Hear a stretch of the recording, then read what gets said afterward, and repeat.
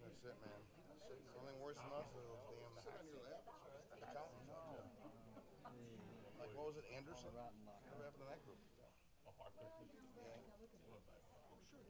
I won't do it. But those people that were corrupt, what Subway?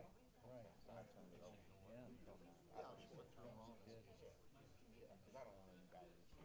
Oh, yeah, I trust the politicians. Thank God they cleared them. Hey, you're not gonna bother you about it either. Yeah. Well, my point is, All the stuff in the basement. I don't even believe that they were cleared. I don't believe everybody in that firm did it. Sure. Okay, I feel bad for the ones that did it because they didn't want to lose their job. Mayor, how you doing? I'm good. How are you? Good. Been on vacation? Yeah, last week. Good. Let's be back though. Well, yeah. You don't need to Well walk in. deserved. I'm sure. We're running today. Just jump right back in with both Back feet. into it like you never been. Hi, Jim.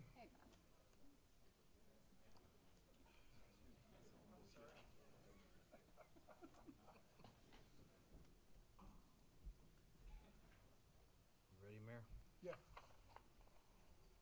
Okay, this is the pre-council meeting for the city of Joliet for July 31st, 2017. It's chaired by Mayor Robert Odekirk. And Krista, could you please call the roll? Sure. Mayor Odekirk, Here. Councilman Dickinson, absent. Councilwoman Gavin. Here. Councilman Girl. Here. Councilman Hug. Here? Councilman Morris. Here. Councilman Mudrin. Here. Councilwoman Coleman. Here. Councilman Turk. Here.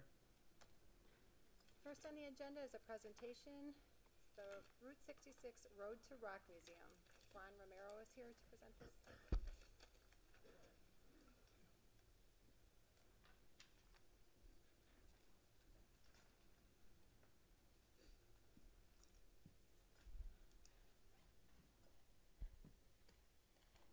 Good evening, Mayor and Council. My name is Ron Romero.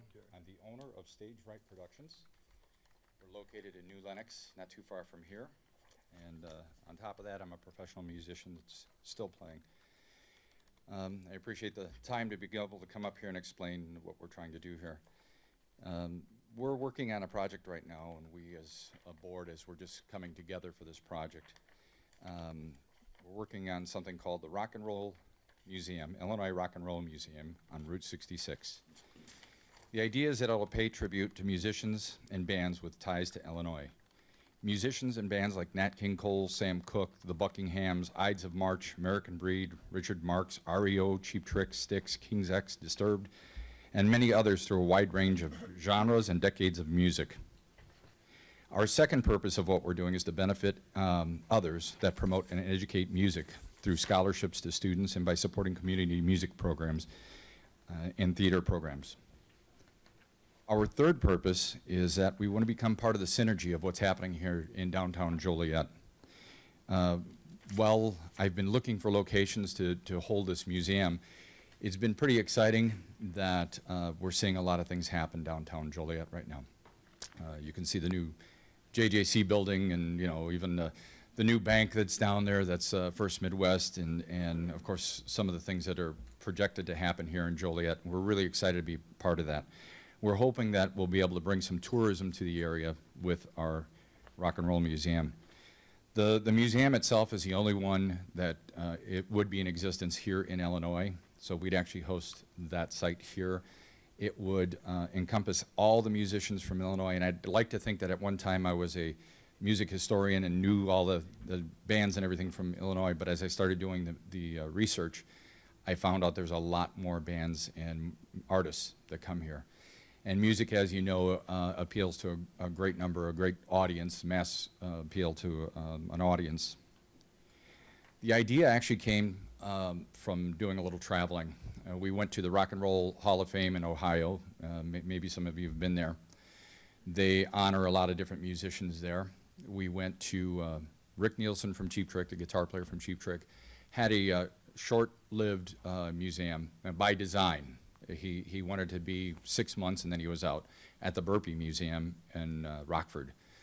The day that I was there were a busload of people that came from Japan that actually came to that spot. They came to Illinois to see his museum and had flown all that way. And the other inspiration that we had was Nashville. My wife and I like to travel, and we stopped in Nashville. And the one thing that we saw was there's a lot of community push together to make things happen. Everybody supports each other and they help each other, and it's really paid off. We stopped, our first stop was the Johnny Cash Museum, and I think we paid $30 to get in. And the next museum was another $30. And the third stop, they said, hey, you can get this lanyard. We call it our backstage pass. And for $75, we're going to give you access to this museum, that museum. We're going to give you $5 on meals here. We're going to give you 10% off on something here, 10% off on our merchandise sales. So I realized that part of the synergy that it looks like seems to be happening here in Joliet, maybe we could be a part of that.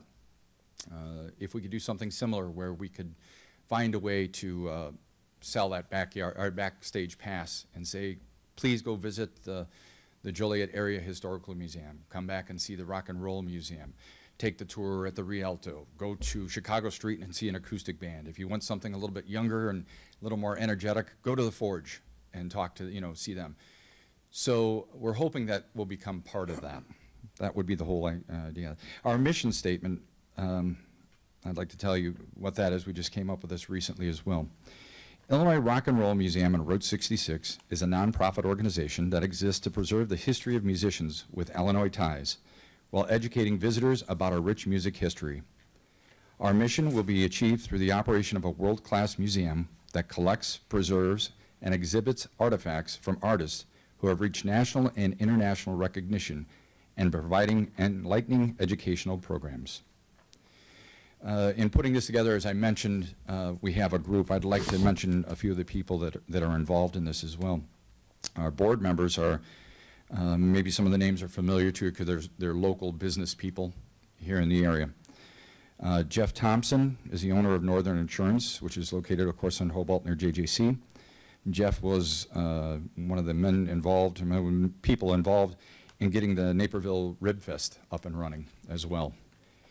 Alita Finney, who's with us here tonight as well, also works for Northern Insurance as a marketing and public relations manager.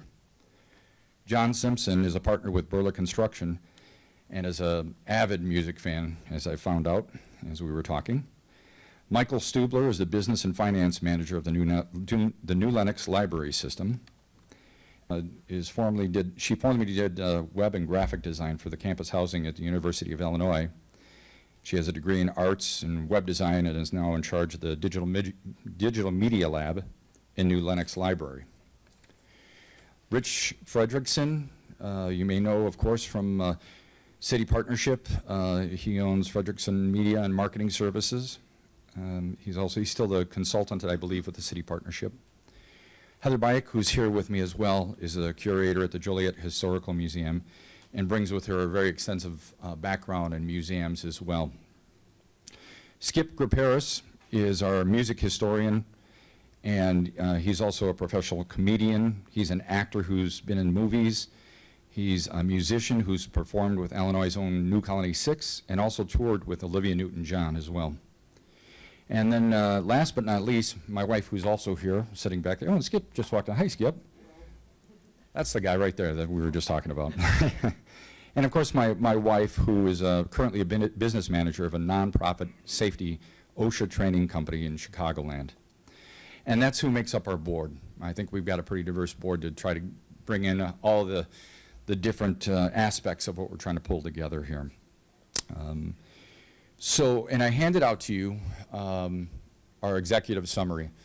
I won't get into it too much because I think it's kind of light reading. It's a short couple of pages, but it gives you the overall idea of what we're trying to do. We want to create that some tourism here in town. We think this is a great location to do this, and we see that synergy, as I mentioned before. We want to be a part of it. We want to work with the city council. We want to work with the other area businesses to bring people to downtown Joliet. The last thing I think Recently, I've been working with Debbie Joe from Erickson, from Route 66 Tourism. Also Bob Navarro, we've been meeting with that. And the last piece of news that we have is we actually have our first fundraiser. The owner of the Forge, Frank, has agreed to lend us his facility, basically, to have an event there that's going to be October 19th. That's going to actually be piggybacked with the Route 66 Miles of Possibilities conference that is coming here. If you're not familiar with that, as I understand it, it's all the museums, all the mom and pop shops, everybody involved with Route 66 somehow. This is the third year that they're actually meeting to talk over, and they're going to have speakers there and teaching people about marketing and working together and trying to get that growth on Route 66 for the tourism. So that'll be October 19th there. We're using the Blues Brothers. It's one of the best Blues Brother tribute acts around. So I like to say we're kind of on a mission from God, as they did. We're out to raise a little bit of money. We also have a local band, Strung Out, that's going to be opening up for them as well. Very well-known band here in the area. And we're hoping to do, of course, raise money through ticket sales as a fundraiser, and also maybe some giveaways and some auction items and things like that. And that's going to be kind of our kickoff fundraiser for this event. That's what I have for the presentation. If you have any questions, I'd be happy to answer. Oh, yeah. A couple, 2 or 3? May I ask some questions? Sure. Okay, first of all, have you considered working with the museum, the Joliet Museum? Yes, absolutely. We approached them originally about a year ago. A couple concerns were that if we did that, it would be short-lived. The other part was that there was not a lot of room for what we needed to do. So we did meet with Greg. We talked with the museum. Lynn Lichtenauer actually is a big advocate for what we're doing, and she's kind of, Really? we talked about that for some time.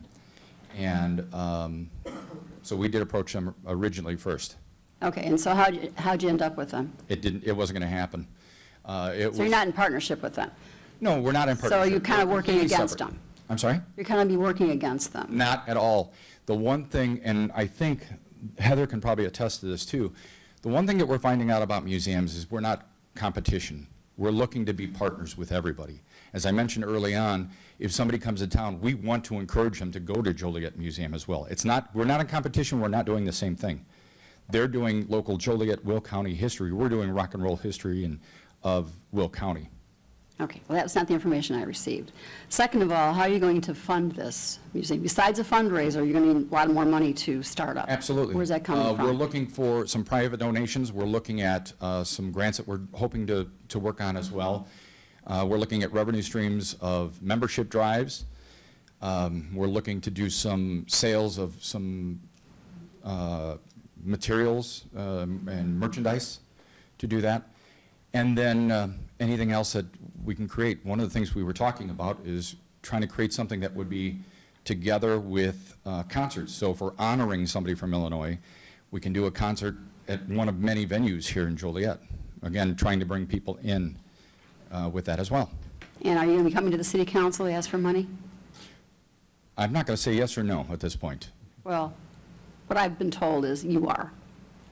And I don't know that we can afford to sustain another museum. We can't. I didn't know that we made that decision, so I'm not sure who you talked to. I'm just saying, that's what, I'm the museum liaison, Yeah. okay? Oh, I know that. And I've been told different things, and since you're here, and actually I'm kind of surprised Heather is here, because I didn't think our museum was very well in favor of this. I don't think that's, They wanted to work with you as exhibits, but as far as an independent museum, talking to Greg, they were not for this. So if that's changed, since I talked to actually- him a week ago, I need to know that. yeah, no, we haven't, Greg doesn't really know what we had talked about. I met with Greg originally to do this, and his comment was he wanted to kind of go off the scope of what we were trying to do. One is he wanted to just honor Joliet musicians, and that was it.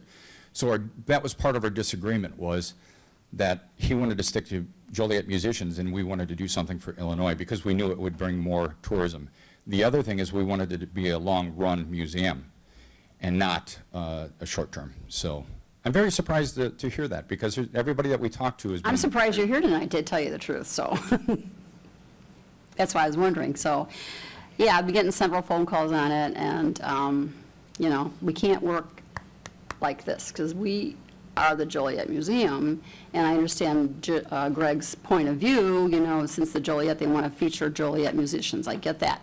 Now, if you're a whole. And they have, they're doing If you're a that. whole different entity, and you have your own funding. Yes. And you want to work, and you're not coming to us for money, then I think that you could form the partnership with the two museums, like what you said. Already tried. And I what got to you be said. honest with you, as long as we're being very frank, I found there was a lot of resistance with Greg, just he didn't want to have to do with it. In fact, when I left, he said it's not going to happen here, it's not going to happen anywhere in Joliet.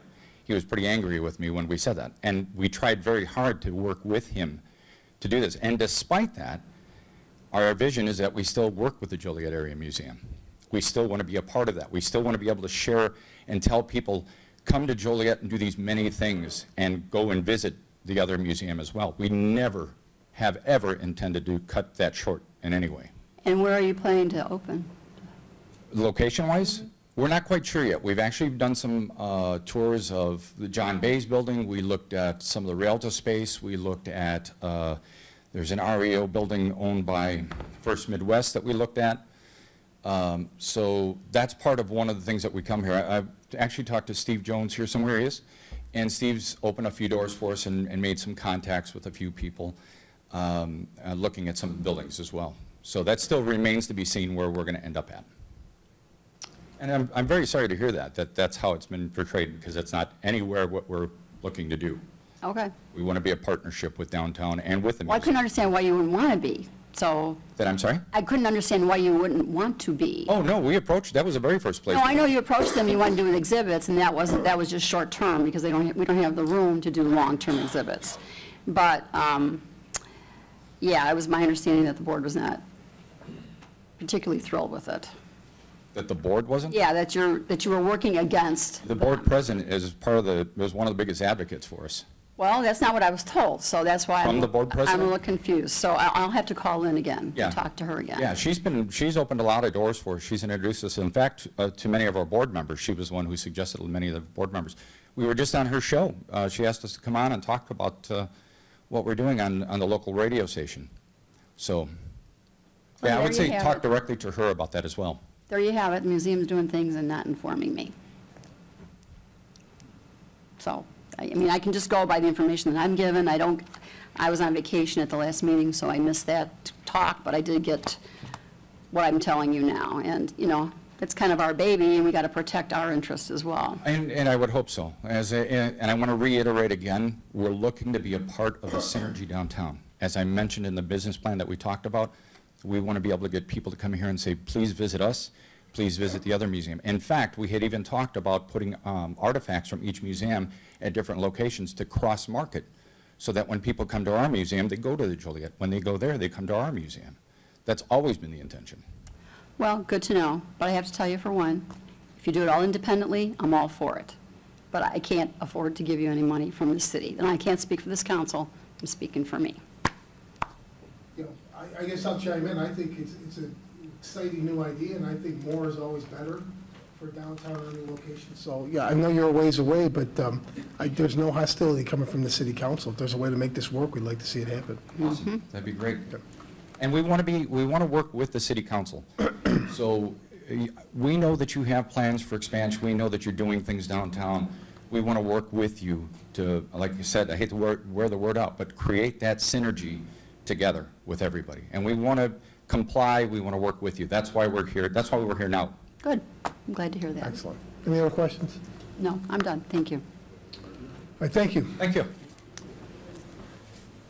Next, we have an award presentation. Scott Christensen from the Illinois Association of Chiefs of Police is here to present an award to the Joliet Police Department for their efforts during distracted driving.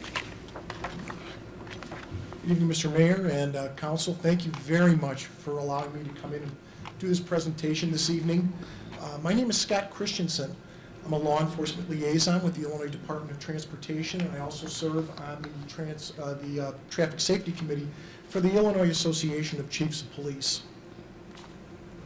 When we're driving, distractions are a constant temptation for all of us. other passengers in the car, billboard signs flashing the latest ads, vehicle features can take over our attention and take it off the roadway. We're busier than ever with demanding work schedules and home schedules. Using hand devices is extremely alluring because it makes us feel that we can multitask and get more done. The truth is, these distractions are often very deadly and stops us from giving our full attention to the most important thing that we're doing at the time, which is driving a car.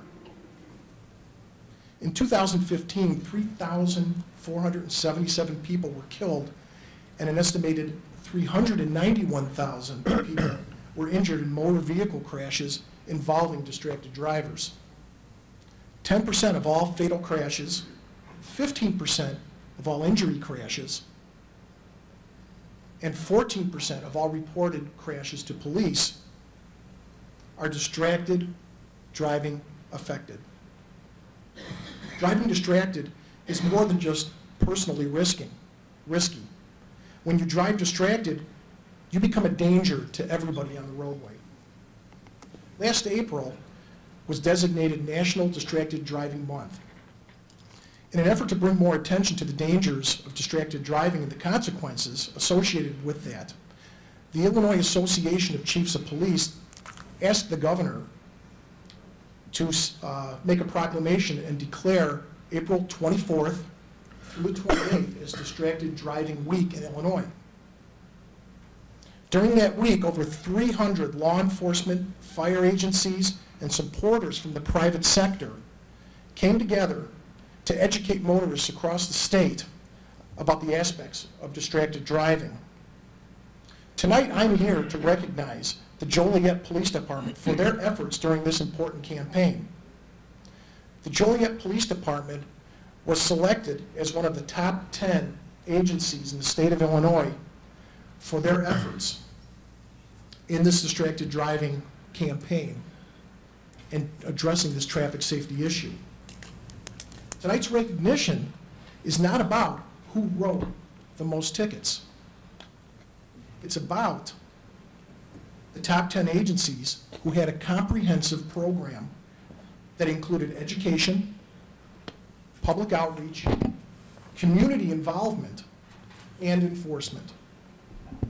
Education was the biggest component of the selection of the agencies in the top 10.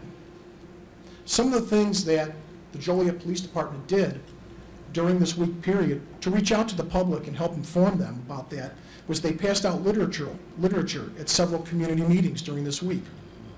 They printed hundreds of flyers that they were able to go to community events during this initiative and hand out to people. They did press releases. They also informed local radio stations about what was going on and got airtime to talk about this safety issue. Messages about the initiative were placed on several electronic billboards around the city that you may have seen. Information about the initiative was placed at the police department website. Posters were put up at the front desk. Officers who were assigned to shift duty were encouraged to focus their enforcement efforts on distracted driving violations during this week's time. During the enforcement phase, there were 141 distracted driving warning tickets that were handed out to area residents and people who travel through Joliet for business and for work. They also issued 124 regular citations to people for distracted driving violations. They reached out to the local school district, District 204, Joliet High School District, and worked with them so that they agreed to put information on their electronic billboards and push that out to their constituents and people that they have. While I'm recognizing the Joliet Police Department tonight, this is truly a Joliet Community Award. Schools, businesses, media outlets, city government, police and fire all work together to get this important message out. So on behalf of the Illinois Association of Chiefs of Police and our AAA partners in this endeavor, I would like to present this award from the Illinois Association of Chiefs of Police to Chief Benton.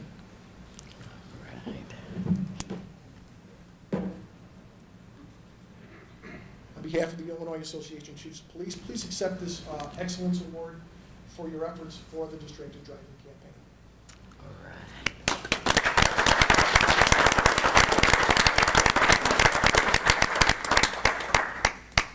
On behalf of the men and women of the Joliet Police Department, I'd like to thank Mr. Christensen and the Illinois Association of Chiefs of Police for this award.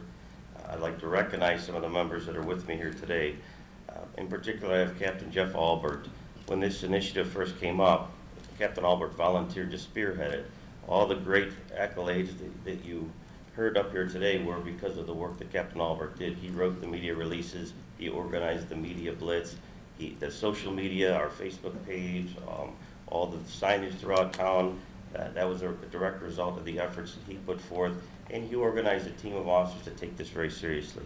As you know, on a regular basis, we prioritize roadway safety, but in particular during this week, there was a buzz about the department and eagerness to go out and enforce the distracted driving ordinance to try to show that we're very serious about this, especially with some of our teens that seem to be on that phone a lot more than they should be. So again, I'd like to thank the efforts of Captain Albert and Sergeant Stice and all the members of the police department for their hard work during this campaign, and we will continue our efforts. Thank you. Thank you. Thank you again. Next is citizens to be heard on agenda items. Is there anyone present that would like to speak on an agenda item this evening? Seeing none, we'll pass it over to the interim city manager to discuss the agenda items for tomorrow night's meeting. I'm going to run through the agenda tomorrow. Public Service and Land Use and Legislative Committees will provide their reports. Under consent agenda, there are 6 items on the consent agenda. I want to draw your attention to 2 of them. First is the 2016 Comprehensive Annual Financial Report, Council Memo 404-17.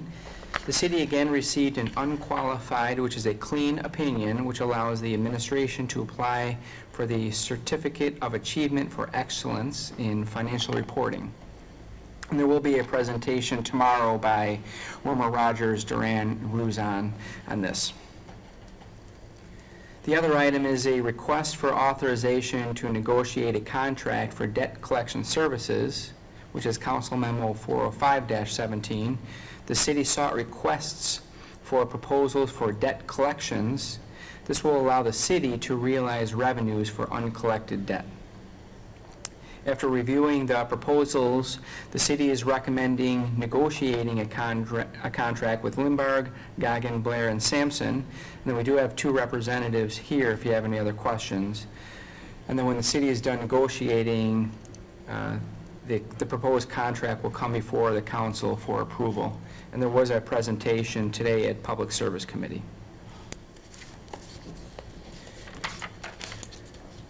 There are no license and permit applications, and there are no public hearings. Under ordinances and resolutions, an ordinance approving a special use permit to allow the redevelopment of an 11-unit apartment building located at 141 East Jefferson Street. So this is the Stadium Club building located on the first base line at our baseball stadium. The building is currently vacant, and the building is owned by the city. It's a 3-story building, and the proposal is to have 3 retail spaces and an apartment on the first floor, and then 5 apartments on both the second and third floors. There are 14 off-street parking spaces dedicated for the apartments, and I believe there is a representative present if there are any questions specific to this.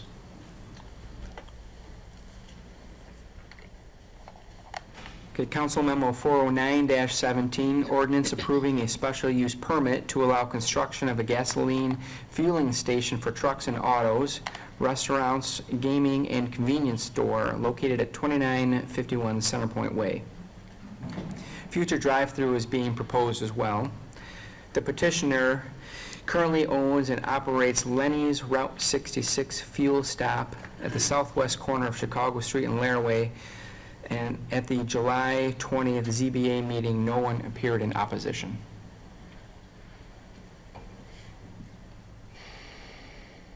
Council Memo 410-17, zoning ordinance amending Article 7, Section 47-17.21, definition of political signs.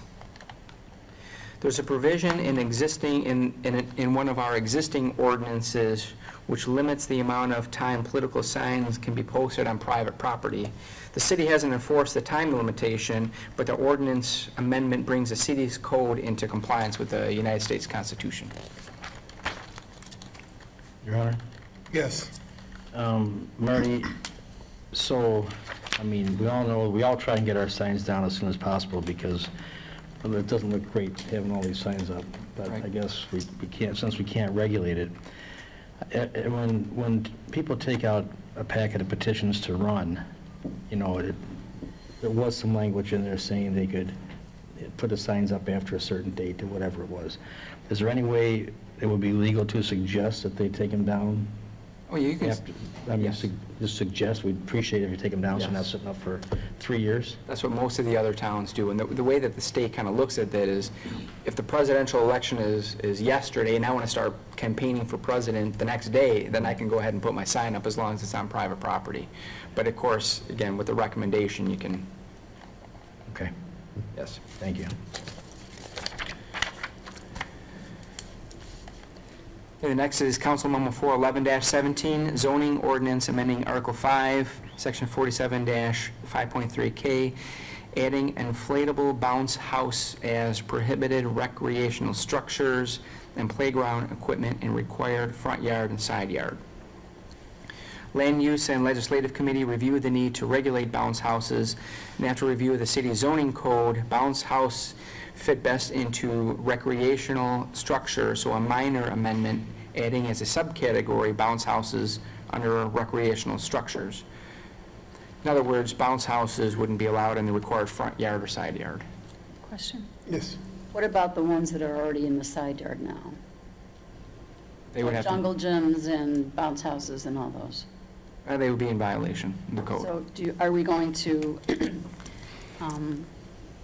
notify these folks that they can't be in the side yard or the front yard, they have to put them in the backyard? I would envision that's what would probably happen first, is a letter A saying, warning? yes. Your Honor? Yeah, just another question. Are these the type of bounce houses people put up for like a party, and they're up for like 3 or 4 hours, and then they come down? Yes, but some people have them up for much longer. Really? I just saw them up and down for a party and, you know, but whatever, okay.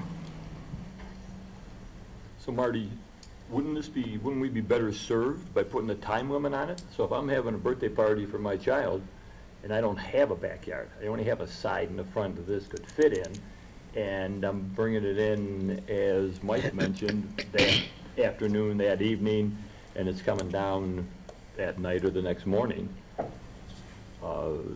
we're going to punish people that don't have a backyard, is how I'm reading this, and I'd be totally against that. Now, that's the way that, if you went to a strict interpretation of this, yes, that is correct. And who would be enforcing this? The police department? I think No. they got better things to do. No, that would be our Kendall's department. Okay.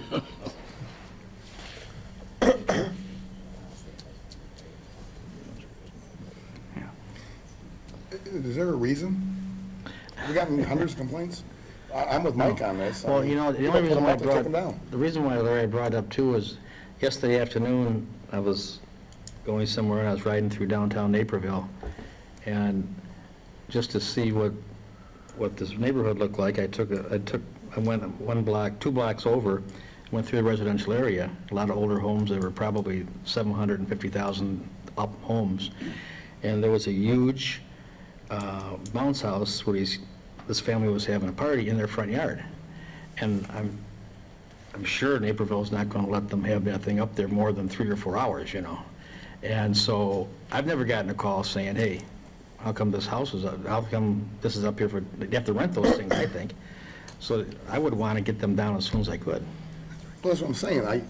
Personal experience, on my wife's 201st birthday, I threw a party, and we couldn't put the bounce house in the backyard because we had the petting zoo back there. And we couldn't put it in the front yard because we had the stage for the 5 bands. Do you have a license for those pets? No, didn't have to. No, we seriously had that, Jim. We had a petting zoo in the back, an exotic animal show up front, and it was a big block party I put together for a birthday party. Under this ordinance, I couldn't have had the stage up front. I couldn't have had the, regardless of the permit for noise, the bouncies that we, or whatever you want to call them, for the kids along the side. I mean, I don't see a need for this ordinance. Well, I did get some complaints, because there were some folks in the older neighborhoods, they had them for a very, very long time in the front yard. They were not taking them down.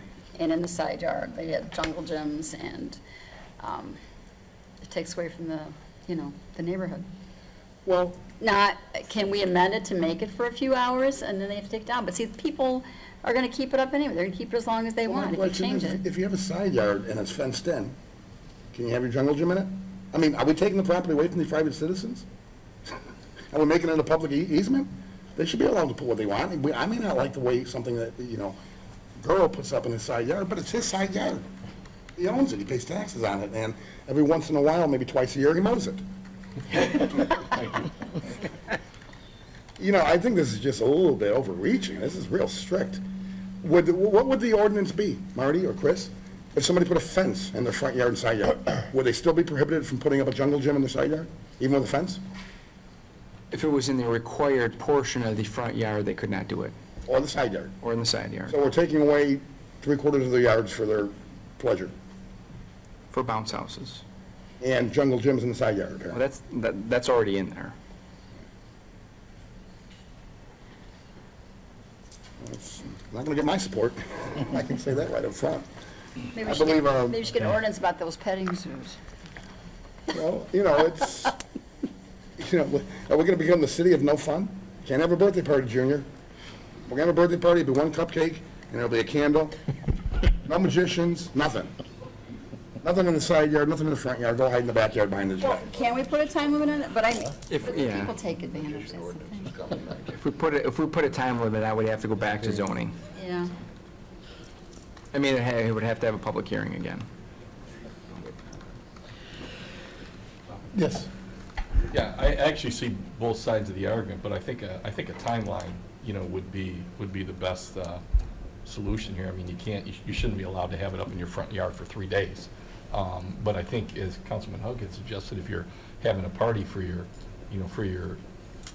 child, then, I mean, you should be allowed to, to have a bouncy in the front yard for a few hours. So I don't know that would be how I would look at it and maybe come to an accommodation. But I think just eliminating it altogether, I don't think is the way to go either. But I think if you had some sort of timeline on it, I mean, that seems to be, pretty agreeable. One question, Your Honor. Yes. On the bounce houses that are up for 3 or 4 days, and my interaction with bounce houses is that they're rentals. So do we know if these people own their bounce houses and they just are putting them up there to advertise that they have this business? Or is it someone that just from the calls that you've gotten, I'm trying to get to the I don't know, clarity. good point. Okay, But I know particularly there was one up for 2 weeks in the front yard. okay. I saw it every day, but it wasn't advertising a business. That one was not. That wasn't, okay, all right. Because I kind of feel like it's a little bit restrictive, or in terms of, Oh, understood. yeah. But there's another jungle gym in the side yard too, like a huge jungle got it. gym. Okay, all And right. it's imposing on the neighbors next door on both sides. Okay. I mean, I just bring these things forward. I mean, Wow. We're just vetting. I We're know, vetting. that's fine. Heck, I almost had an elephant for that party, but he was booked. He was booked. No, he forgot to come. No, he was booked. You get it. Oh, we had a big party, but I just use that to illustrate. That was some years back when she was your Nelson. But, so what comes to my mind is I didn't realize, so if you got somebody anywhere in the city that's got a nice big willow in the front yard, they can't put up a tire swing for their kids. What are we doing? What in God's name are we doing? That would be subject to interpretation, I think. Yeah, That's not a jungle gym. That's just a single swing. it's a swing. What's the difference between that and the swing set? This is getting a little out of control. Yes, you are. Sure. Yeah, Well, Marty, or Jen, I know it came out of committee, and we didn't have Pat there to give this explanation of, you know, front yard and side yard, and I think we would have looked at it different. But is there a rush in this? Can we send it back through zoning, and, or is it, I mean... No, we can say don't- that. I mean, personally, I don't have a problem. I mean, everybody made a good point. You all should have been at the committee, and then we could have... It was Duck, you and I. Right. Yeah. And at the time, that point was not brought up. And I Correct. guess we should have... We can't think of everything. Right, we can't. That's why 9 That's heads... why we're kept is better than committed. one. Right. So if there's no rush, and because I don't think it's going to go anyway, I don't have a crystal ball, but I would like to see it if that's possible. Mayor? Yes. So essentially what I'm hearing is there seems like there's some sort of consensus to pull it and send it back to land use, so why don't we do that? I agree. Okay.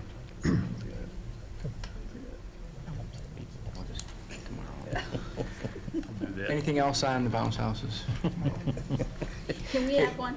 Yeah. The next three items are kind of in combination with each other. The first one is ordinance amending Chapter 18-20, Schedule of Fees in the Code of Ordinances. The chart in the ordinance is an addition, not a replacement. The next one is Council Memo 413-17, ordinance creating Section 18-47, coin-operated and amusement devices, video gambling, non-liquor. This proposed ordinance requires a license for non-liquor establishments at a video gaming, kind of closing a loophole. And then Council Memo 414-17 is an ordinance amending and replacing Chapter 5 in the Code of Ordinances. Chapter 5 is woefully out of date. The regulatory structure is obsolete and underutilized. The proposed replacement is a codification of the existing structure for special events utilized by the city clerk.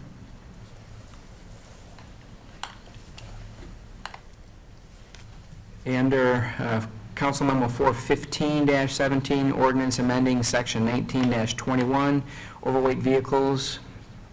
The police department has identified some local roadways which are not designated as state highways or truck routes, yet sees a fair amount of truck traffic. So the current weight limit on non-designated streets is 12 tons. The ordinance reduces the limit to 10 tons on specific listed roadways.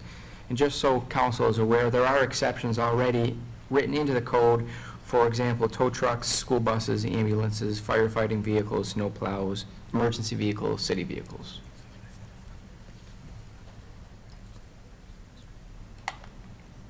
Under resolutions, for 17-17, resolution approving CDBG fiscal year 2017 annual action plan to the 2015-2019 consolidated plan. The annual action plan must be approved by the city prior to submitting requests to HUD. Following HUD's approval of the plans, the city applies to HUD for CDBG, which stands for Community Development Block Grant Funds, and HUD, which again is Housing and Urban Development, has advised the city we're $187,847 under the program.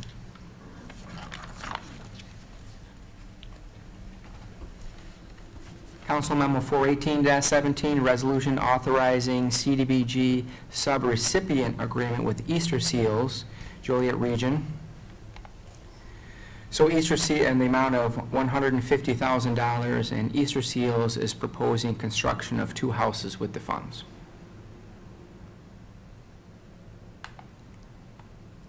Council Memo 419-17, resolution declaring certain City of Joliet property as surplus. In order for the city to dispose of this property, this is a requirement.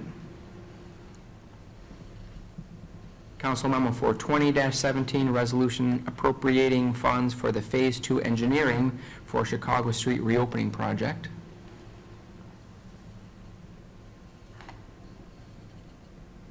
Council Memo 421-17, resolution approving water service to Will County Forest Preserve Hamelwoods Dog Park, which is on Black Road in Shorewood. The city received a request from the Forest Preserve for installation of a water service at Hamelwoods on Black Road. Utility service to properties outside the city requires approval by the city council.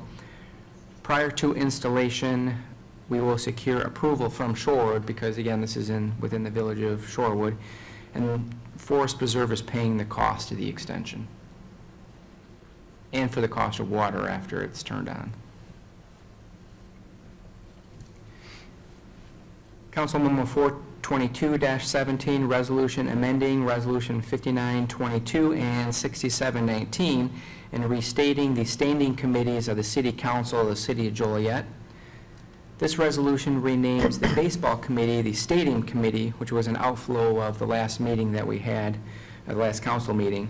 So the Stadium Committee will review various items related to our baseball stadium, not just baseball.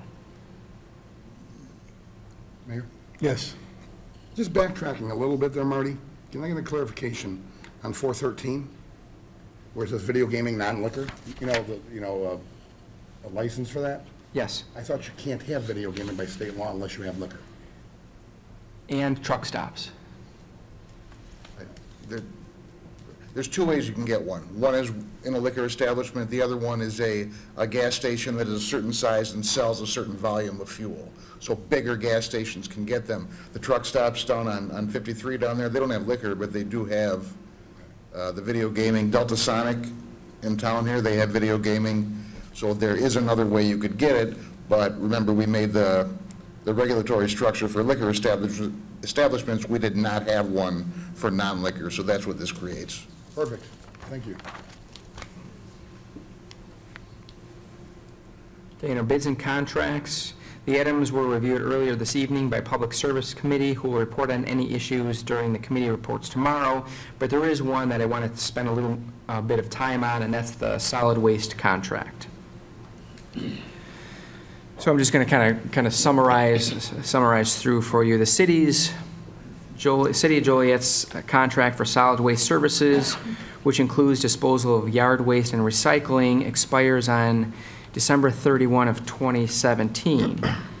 The request for proposal for the contract was advertised and emailed to potential bidders. So the the specifications provided in the request for proposal had a base price, and the base price was for the disposal of solid waste, recycling, and yard waste, what we have now, basically. And then it also asked for 7- and 10-year prices. In addition to that, we asked for 4 additional alternate services. So we have the base bid and then alternate services for weekly recycling, resumption of alley pickup for some citizens, and that's to go basically back into the alleys that the city went out of a number of years ago, electronics and household hazardous waste collection, and the 4th one was wastewater treatment plant solid waste collection. There were 2 sealed proposals received by the city on May 2nd from Waste Management and Republic Services. A committee of Mike Ulitz, Jim Gadati, Meg McEvely, Chris Regis, and myself analyzed the 2 proposals. The proposals were based on price as a primary factor, and I'm going to kind of touch on the slide in a second, and then there were 8 other criteria plus the information submitted. Once we started looking into the 2 proposals, the gap between Republic and Waste Management became very obvious. So if you look at the slide, the base bid price for garbage, recycling, and for the yard waste for 7 years from Republic was just under $102 million. Waste Management was $78 million. The 7-year average cost per unit, so that if you take that $101 million figure divided by the number of residents, divided by number of 12 months, divided by 7 years, so you get an average price of $26.60. With Waste Management, the 7-year cost base price was $20.40. And then the 10 years, it was even a wider gap. So therefore, after looking at this, the committee essentially decided Waste Management was the company that we should negotiate with. So I'm going to kind of run through some of this additional pricing information. So the 10-year price difference between Republic Services and Waste Management is, for the 10-year, was just over $41 million. And if you kind of look at it, even if you started digging into it even closer, like we did in the committee, the gap was even wider because Waste Management offered additional services that, at no cost to the city that Republic did not offer. So just to cut to the conclusion, I guess, is after extended negotiations, the committee recommends signing a 10-year contract with Waste Management. So these are now keep in mind this is a 70-some page document, so I'm trying to condense it down just to a number of pages. 74. Pardon? 74 pages. It's long. I read them all. Okay, so in addition to what the city has currently, we are recommending that the city go to weekly recycling, the at-your-door electronic recycling and household hazardous waste collection. And that service is basically if you have household hazardous waste or electronics at your house, you call the number, they will come to your house, they will tell you when they will come pick it up, and you just put it outside and they'll take it. Question. Yes. Who pays for the at-your-door? Well, it's combined total with the price. So every citizen has to pay for that, What's, whether they use it or not? Whether they use, yes, it's And how much does that cost? it's $1 and, I'm looking for my reps, $1 and 17. 10 cents? So it's $1.10 It's a an month. extra $1.10 for someone that doesn't use the at-your-door. Yes. And then the city sewage treatment plant's solid waste collection. Christmas tree composting. And then, so in addition to what the city has now, in addition to the weekly recycling, the at-your-door, and the city sewage treatment plant, solid waste, and the Christmas tree composting, it's $21.70. Right now, Waste Management charges the city $24.64. So under this current proposal, it has been in the past where the city actually bills the residents and the city collects the funds. So we actually employ the staff to bill and then pay Waste Management directly. Mayor, I have another question. Yes. Sure. The at-your-door with the electronic recycling, now we're doing electronic recycling right now. Yes. In August. So why do we need that? Because there's a lot of several places that people can drop things off every couple of months. Yeah, so this is at your door, so they'll just come to your house. Right, but is that still, if we did not have that, that's minus $1.10? Well, that also includes the household hazardous waste, which is oil and gas and paint and all those What other about the services. syringes that was talked about before? Syringes is included, yes. So an issue with that. Well, I think that, Mayor, Yeah. I think it might encourage people. It's no secret that a lot of people that do their own oil changes or transmission fluid, they're sneaking it into the regular garbage. Now they have an option without actually increasing the monthly. It's gonna stay relatively the same with all these extra, including, most importantly, every week recycling, which everybody wants, instead of every other week. But I think it's gonna, it would encourage a lot of people to do the right thing and dispose of their oil or their transmission fluid or any of their chemicals properly, their paint, instead of putting it down on the bottom of the garbage, putting garbage on top of it. Not everything's recycled, Larry. Not everything is recycled. I've No, but watched. that's up to them to take the hazardous waste away properly. No, I understand, but a lot of times that recycling bin is mixed in with the regular garbage. I've seen it. Right, And my and when point- I had my talk with My point is Mr. right Morley, now- he said it was contaminated. How do you know it's contaminated? My point is, right now, gone are the days where you can do an oil change. A lot of people like to do their own oil change. You can go to a gas station and give them the oil. They won't do it anymore. They won't take it. They got their own volume. So you got people hiding it. Okay, but what about these syringes? If you have a box of or used syringes on your front porch, that's going to encourage other people, I'm not going to use their names, I'm going to say other people to want to take those syringes, open the box, and reuse them. And that's Yeah. what I really have an issue with. I'm not Because there are familiar- places with people that have to have syringes at home that are diabetic or have to have other medication for whatever How reason. do they get rid of them now? They take them to their doctor's office, Do and there's they? other places where they're supposed All to of go. them? None of them go in the garbage? We do in my house. Right, but I'm saying it, not everybody does. You put So, them in the and garbage at your Not everybody house? recycles? No, no. he Right, you said take 'em any- to your No, doctor. none go in the garbage Right, in my house. right. Well, It's, I just have a real hard time with that one. I'll let you finish and then I'll Okay. comment. Sorry. All right, and then one other thing that was negotiated was $250,000 a year in community support, which is going to be allocated to the Joliet Stadium and our baseball stadium and/or the Rialto. And then it's we're again recommending a 10-year contract. And do you have the, can you price it out for 10 years? I don't know if you have it in front of you right now. It's basically a $3 decrease next year from what people are paying today, is that correct? Well, there's actually kind of a, I mean, there's two kind of ideas of this, is what the city charges as residents, and then what Waste Management charges the city. So we get billed from Waste Management, we just write them a check, and then it's up to the city to essentially collect that money from the residents. But in order, to follow up on your point, that right now Waste Management charges the city $24.64 per unit, and this will reduce that number to, that, now I don't have the number in front of me again, the 2170, yes. Yeah. Well, that's a significant savings, and especially in light of the fact of all the additional services that we're getting. Yes, I agree. And the dedicated source of funding for the Rialto and the stadium. Yes. And that's 10 years. 10 years. Okay, some of the additional facts out of the negotiations: customer service hours are expanded from what they are today. 70% of the current employees at Waste Management facility live in the city of Joliet. Waste Management is also going to donate 100 bagsters per year to the city, and the bagsters are those kind of mini glorified big giant. Those are great. We've used them once. Those are great. Now, there is a charge to take it away, but they are, basically giving those to the city to, do whatever we wish with them.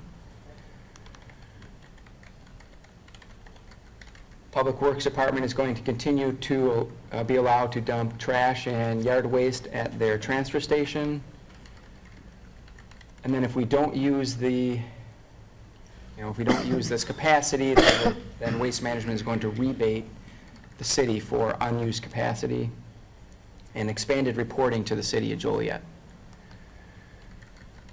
Most Waste Management trucks are compressed natural gas, which are quieter with cleaner burning fuel as compared to the diesel trucks. Services that will continue: dead animal pickup from the city's right-of-way, disposal of non-traditional items, white goods, tires, other large items, furniture. Unlimited residential garbage disposal, notwithstanding construction debris. You can't build your house and put everything at the curb. Unlimited yard waste disposal and Christmas tree collection, and 1% rebate for paying if the city pays via check. And this is just to give you a comparison of, so the city's, as of January 1, will be 2170, and then here's some of the surrounding communities. Now keep in mind that they're different services, but it just gives you a general idea of where the city falls in with all these other communities. I have another question. Yes. With regard to alley pickup, what if the folks that wanted the alley pickup were willing to pay more money? Have we thought about that aspect of it? Yes. So I kind of outlined this as best I could in the council memo. So this committee is not recommending that we go back into the alleys, and this is for, essentially, it's not because of what Waste Management will charge, which is an additional $1.17 out of the base price, but it's what it would cost the city in order to get back into these alleys.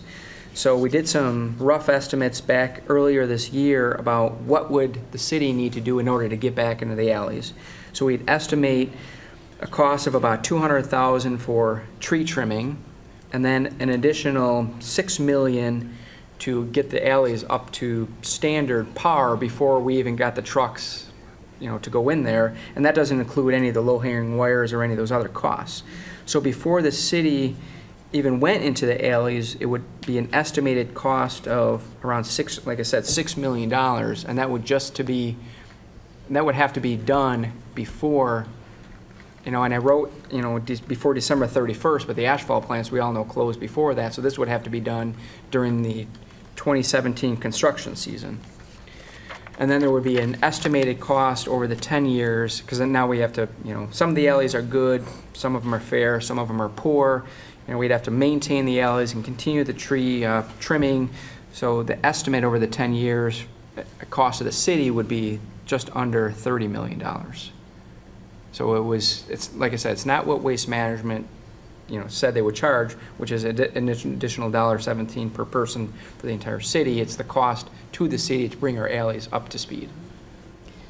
But my question is, if those folks that lived where the alley pickup was taken away, and they wanted to pay extra for the alley pickup, have we figured that amount out?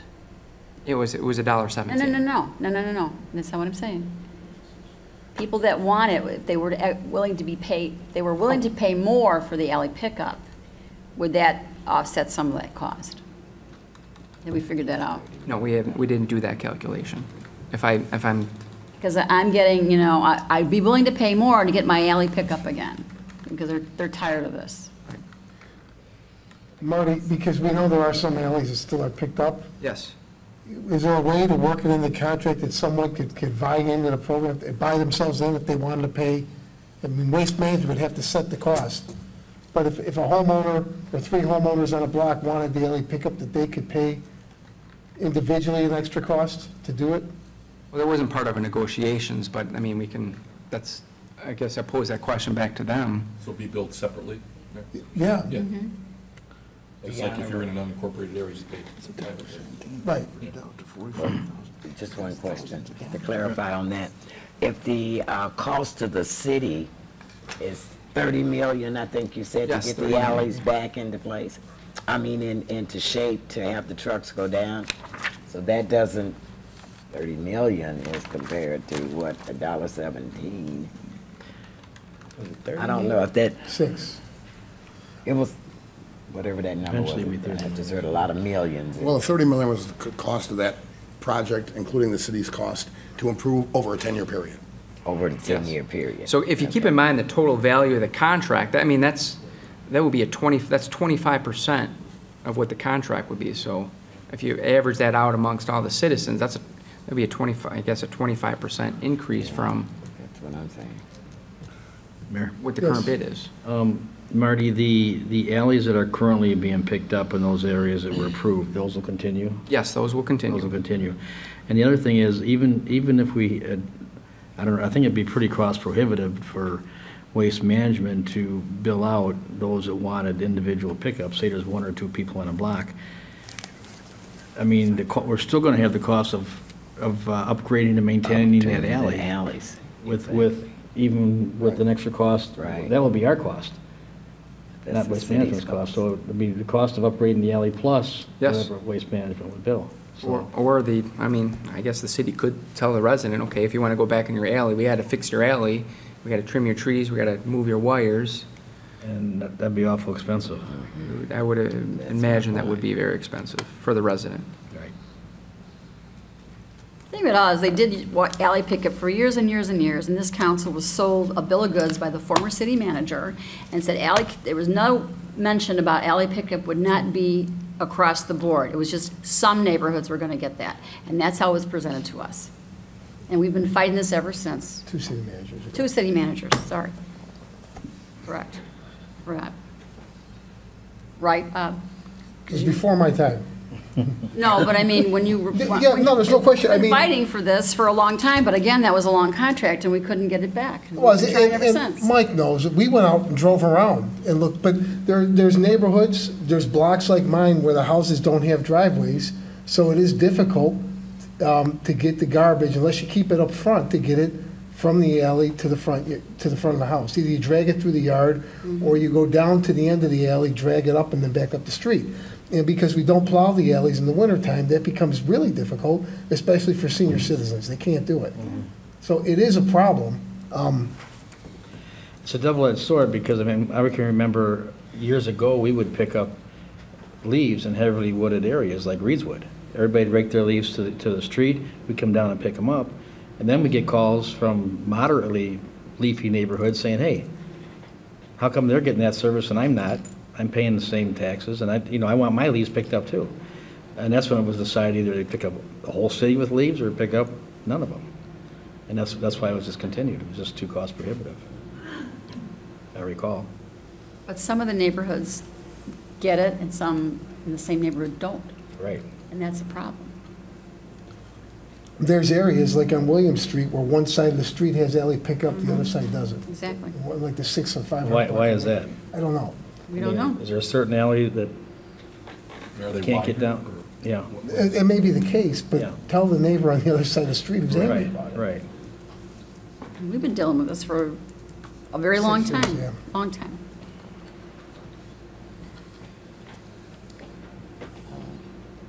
One question. Yes. I kind of want to go back to the community support dollars, Yes, 250,000. yes, a year. Dedicated to downtown. Downtown, so Rialto and/or Stadium. Okay, is there any time we can renegotiate those locations? Maybe we need to pull out a little bit more and somebody else can get the benefit, or some other entity get the benefit of the community support dollars, or is it just gonna be stuck I to mean, those? that's how it's written now. That's how it's written Yes. now, yeah. But there's no opportunity, well, okay. Mayor? Yeah, Marty, are we locked in just to those two options? What about the Bicentennial Park? What about the museum? Like I said, that's how it's written now. It's written now. Okay. As long, am I, Well, put that on the and record. the idea behind that, That's all. Rialto, obviously, we've been given money for, I don't know how many years, ever. And the stadium we own, and there's gonna be capital improvements that need to be done there. That makes sense. So, Yeah, right. it makes sense, but I'm just saying, I just wanted to know if everybody was locked in, or if it was something we could do. But then we also own the Bicentennial Park, and that's Right. in bad need of repair too, and the roof and such too. So it seems like it should be included at some point that you could use some of it, instead of just saying, hey, well, we finished up with the ballpark, we'll just keep spending more money on the ballpark, while Bicentennial Park sits there alone, or the Rialto. All the reality, yeah. Don't get me going. Well, no, if I may, that's what I've been talking about, just a maintenance fund, not a capital improvement fund, but just a maintenance fund to keep up with our properties for improvement when things do go bad. But I kept getting shot down, that's capital improvements, and not really, because we own a lot of properties and a lot of entities, and just like your household budget, you have a maintenance budget. I mean, it's been neglected for a long time. Stadium committee. Yes. Yeah, the stadium I can understand, it's just other shifting money around. There's actually, yeah, there's actually an agenda item that you'll vote on tomorrow on a stadium improvement. Air conditioning unit, something, control module.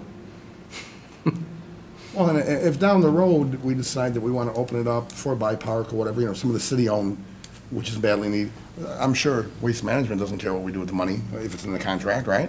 You're giving the money in a minute. There you go. Yeah, Thank okay. you. Thank you, Mike.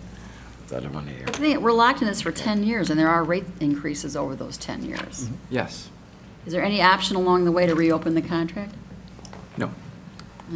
That's why I asked Marty, if you could price it out tomorrow where we are 10 years from now, as opposed to what we're paying right now. You know what, actually, if you give Because me I a think the moment, numbers are really good. I can give you that number if you We're locked in. just give me a second here. It is,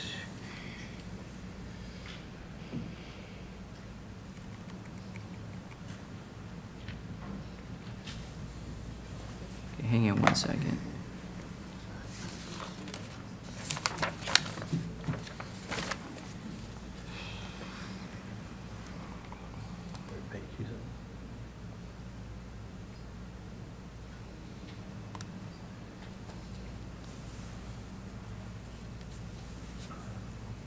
Okay, so I'm gonna run down the 10 years, what the prices will be.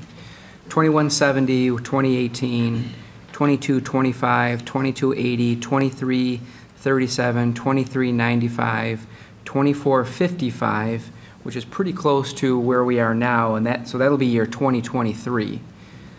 I mean, what we're getting billed. 2516, 2579, 2643, and then the final year of the contract, 2027, it's $27.10. $3. $3 more. It's good numbers. Yeah, it Those are is. good numbers, yeah. You're looking at a 4-year swing over 10 years, or $4 swing over 10 years. I think it's pretty, that's pretty inflation resistant.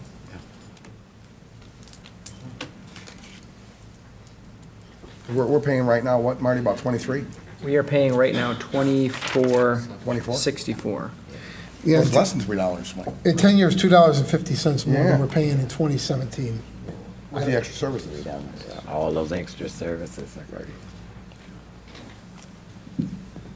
So we did actually, again, recall, we asked for 7-year and 10-year. So if you look at the 7-year pricing, it starts higher and it escalates, of course, higher. So I'll just run through very quickly. Let's just say the council did decide to go with the 7-year. So year 1 would be $22.50, assuming, okay, of course, you stay with the same, weekly recycling, at your door service. $22.50 would be the first year. $23.06, $23.64, $24.22, $24.83, $25.45, and then in year 2024, $26.09. So 2024 would be $26.09, as opposed to right now it would be $25.16, and that's per month, per unit. So that price difference is 93 cents. And one thing that was brought up in committee that wasn't brought up was that for the communities with the same services as that we're having, I want to make that clear. We're not going to be the cheapest of all the communities in Will County because some have less service. Yes. They've opted off the Chinese, buffet menu. But for those comparable to us, we're going to be the cheapest. Mr. Morley? You'll have the most comprehensive program in the Chicago metropolitan area. Wow. That's a good bit. That wasn't in the mic. The comment was, we will have the most comprehensive program in the Chicago metropolitan area. Yes. And we are certainly not the highest priced either.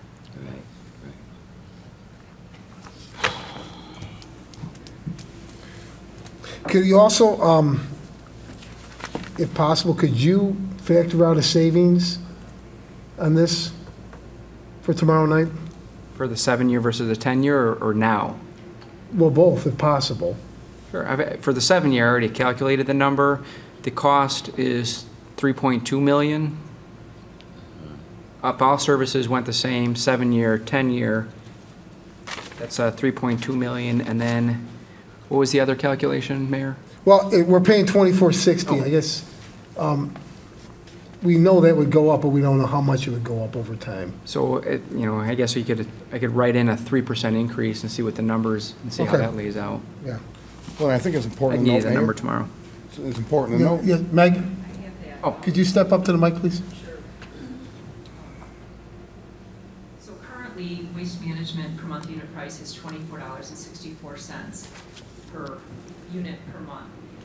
Using only a 3% rate increase for the next 10 years, the total contract, using our current rate of $24.64 times the 3% again rate increase per year, if we added in all the services, the total would be about $173 million. The total that Allied gave us for 10 years with the same option came out to 165. So just going, if we went with Republic Services, that would have been an $8.3 million savings. The total for waste management with all the same options, with the amounts that we have right now bid out, is a $47 million savings. 47.4 million. It's a lot of money. It's a boatload of money. Okay, any other questions or comments? And there is a request for executive session. So moved. First, we need to have our public comments. Is there anyone that would like to speak under public comments this evening?